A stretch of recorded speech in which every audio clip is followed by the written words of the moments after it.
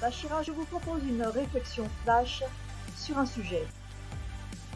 Une formule rapide. C'est parti.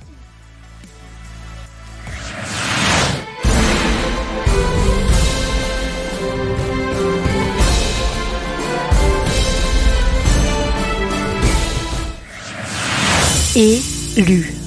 Si on regarde, cela vient du fait que le peuple élu a accepté la Torah. La tradition dit que les autres peuples n'ont pas accepté cette mission d'être les détenteurs, les représentants, les messagers de la Torah. Et ce peuple est sorti avec Moïse. Le peuple élu a accepté de suivre celui qui fait sortir. On retrouve le même concept avec Yeshua, qui vient libérer une sagesse qui va obliger à sortir du cadre de l'époque ceux qui vont le suivre, ceux qui vont croire en ses paroles, en la nouvelle lecture qu'il va apporter de la Torah. Un peu à l'image de Moïse qui sort le peuple de là où l'autorité qui portait Moïse n'était pas accueillie. On pourrait dire qu'il y a des personnes formant un peuple qui ont la mission de manifester la sagesse d'une époque qui doit révéler une sagesse qui est en lien avec un changement de paradigme, car changement d'époque. L'époque du taureau concernait l'Égypte, et donc, dans la symbolique, il fallait faire sortir d'Égypte. Il fallait faire sortir de l'ère du taureau pour pouvoir entrer dans l'ère du bélier.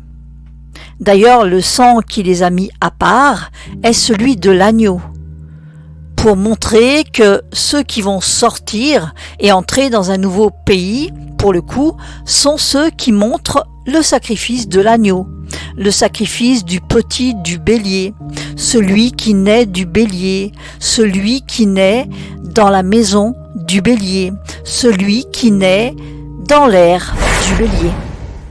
Tout cela est en fait une représentation de ce qui se passe dans les cieux, avec la précession des équinoxes et le changement d'air qui demande une remise à niveau, qui demande la mise en place d'un nouveau paradigme. En fait, le peuple élu est celui qui est là pour la mission du changement de paradigme, et à chaque changement d'air, un nouveau peuple est élu, pourrait-on dire.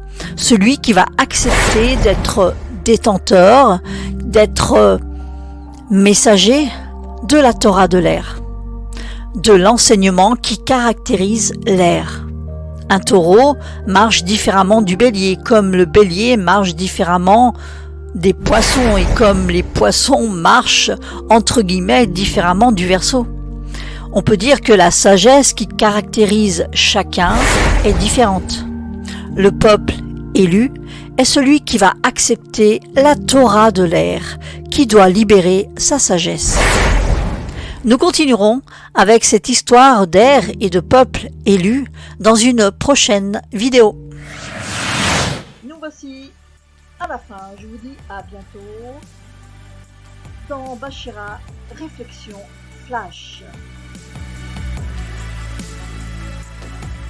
Shalom.